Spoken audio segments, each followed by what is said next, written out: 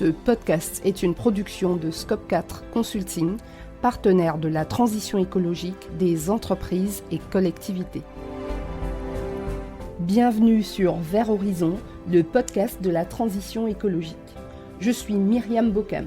Tous les mercredis matins dès 7h, je vous donne rendez-vous pour 30 minutes de clarification et de partage. Comprendre les enjeux écologiques, c'est déjà agir dans le bon sens. Vert Horizon, Myriam Bocam.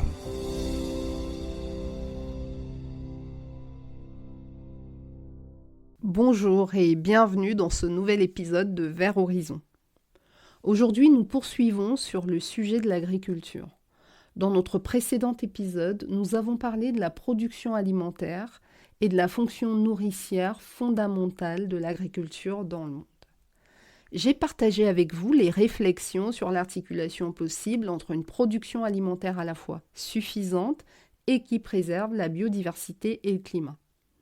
Pour que tout cela ne reste pas lettre morte, aujourd'hui nous explorons les leviers majeurs d'action dans le cadre de la transition agricole et alimentaire.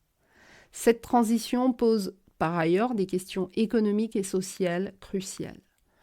Comment maintenir le revenu des agriculteurs et comment garantir des prix accessibles à tous les consommateurs. Grâce à l'ensemble des études sur le domaine, j'ai identifié 4 leviers majeurs pour transformer notre agriculture. Explorons-les un par un. Commençons par le développement des légumineuses. Ces plantes un peu magiques que sont les lentilles, les pois, les fèves ou encore le soja. Pourquoi sont-elles si magiques ? Parce qu'elles ont une capacité unique. Elles peuvent capter l'azote de l'air et le transformer en nutriments. Imaginez un instant que vous ayez un jardin. Au lieu d'acheter de l'engrais, vous plantez des légumineuses qui vont naturellement enrichir le sol. C'est exactement ce dont nous avons besoin, mais à grande échelle. Les avantages en sont multiples. Moins d'engrais azotés, donc moins d'émissions de gaz à effet de serre, plus de protéines végétales directement disponibles pour l'alimentation humaine, une meilleure santé des sols et surtout plus d'autonomie pour nos agriculteurs vis-à-vis des marchands d'engrais. Autre levier majeur, repenser l'élevage. L'élevage ne doit pas disparaître, mais il doit être repensé en profondeur. Alors comment on y procède ? En premier lieu, on pourrait revenir à un élevage lié au sol. Des animaux nourris principalement à l'herbe pour les ruminants. Des troupeaux de taille adaptée aux capacités des territoires. Une meilleure répartition géographique pour éviter les concentrations excessives d'animaux. Ensuite, il faut privilégier des systèmes mixtes. Par exemple, une association culture-élevage, l'utilisation des déjections animales comme fertilisants naturels, la valorisation des prairies permanentes qui stockent du carbone. Troisième levier, la diversification des cultures. Imaginons la fin des champs immenses de monoculture. La diversification est essentielle pour plusieurs raisons. Imaginez un système immunitaire. Plus il est varié, plus il est résistant. C'est pareil pour l'agriculture.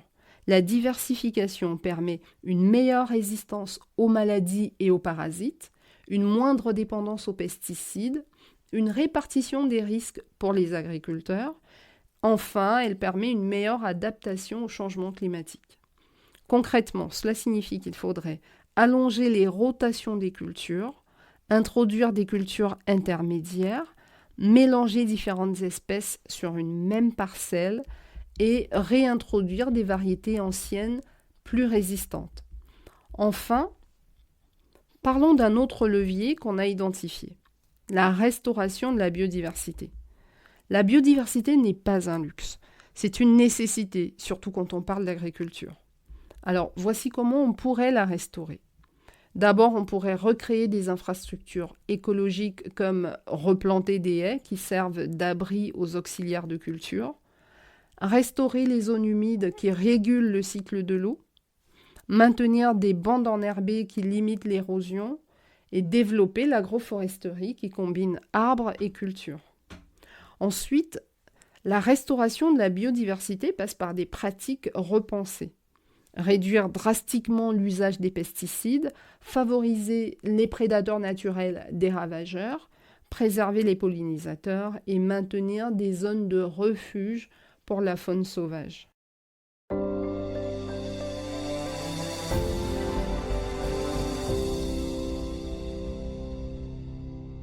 Considérons maintenant les aspects économiques et sociaux de la transition agricole et de la transition de l'alimentation.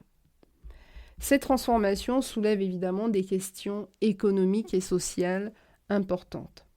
Pour les agriculteurs, il s'agit de savoir comment financer la transition, comment garantir un revenu stable pendant la période de changement notamment, et quelles sont les formations pour acquérir de nouvelles compétences. Pour les consommateurs, il s'agit de garantir des prix accessibles, d'accompagner le changement de nos habitudes alimentaires et d'assurer une répartition équitable des produits alimentaires. La réponse passe notamment par une approche globale, évidemment, parce que vu l'ampleur des enjeux que nous avons identifiés, les réponses doivent aussi être d'ampleur et être publiques et globales. Donc on pense à des politiques publiques ambitieuses, un soutien financier à la transition, notamment organisé au niveau le plus élevé possible, ça peut être au niveau de l'Europe ou au niveau des États. Un soutien financier à la transition, donc, une réorganisation des filières, une sensibilisation des consommateurs et bien sûr une juste rémunération des agriculteurs. Cette transition n'est pas un simple ajustement technique, c'est une transformation profonde de notre rapport à l'agriculture et à l'alimentation. Elle demande du temps, des moyens et une volonté collective. Mais elle est aussi porteuse d'espoir. Un espoir d'une agriculture plus respectueuse de l'environnement, d'une agriculture plus saine et plus équitable aussi, et d'un métier d'agriculteur revalorisé.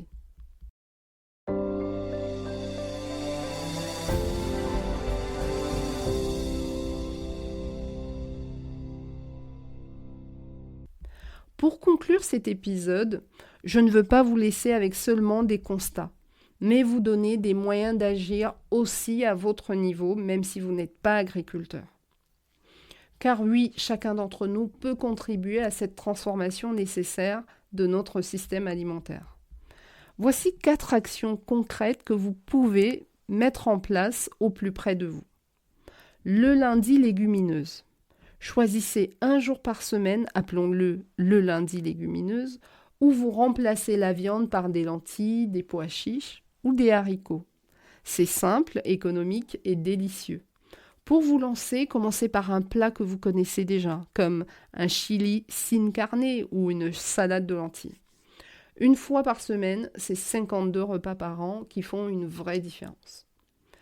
Deuxièmement, le challenge du producteur local. Ce week-end, faites l'expérience d'acheter directement auprès d'un producteur local, un marché fermier, une AMAP, une vente à la ferme. Choisissez ce qui vous convient le mieux. Non seulement vous soutiendrez directement un agriculteur, mais vous découvrirez aussi des variétés locales et de saison que vous ne trouvez pas en supermarché. Et surtout, n'hésitez pas à engager la conversation avec les agriculteurs, qui sont souvent des personnes passionnées et ravies de partager leur métier. Troisième action possible, devenez un chasseur de gaspillage alimentaire. Pendant une semaine, notez tout ce que vous jetez comme nourriture, tout, même le fruit ramolli oublié ou la tranche de pain rassis. Vous serez probablement surpris. Utilisez ces observations pour ajuster vos achats la semaine suivante. C'est bon pour la planète et pour votre porte-monnaie. Enfin, soyez force de proposition au sein de votre mairie. Pourquoi pas un vendredi VG dans les écoles de nos enfants, en lieu et place du poisson du vendredi. L'éducation aux enjeux passe aussi par l'école de la République. Et n'oubliez pas, vous n'êtes pas seul dans cette démarche. Des millions de personnes à travers le monde font déjà leur transition. Et ça fait une vraie différence. Partagez vos expériences avec vos proches, en commentaire de ce podcast, ou encore sur les réseaux sociaux avec le hashtag Transition alimentaire. Notre épisode est à présent terminé. Nous répondons à toutes vos questions dans l'espace commentaire sous ce podcast ou par mail à verthorizon.podcast@gmail.com. Si cet épisode vous a plu, n'hésitez pas à lui donner 5 étoiles et à vous abonner gratuitement sur votre plateforme préférée. Vous pouvez également rejoindre notre communauté Vers Horizon Podcast sur tous les réseaux, Facebook, TikTok, Instagram ou sur notre chaîne YouTube. Enfin, vous pouvez vous abonner à notre newsletter sur le site internet du podcast www.vers-horizon.net. Voilà pour aujourd'hui, on se retrouve mercredi prochain. D'ici là, prenez soin de vous et de votre environnement.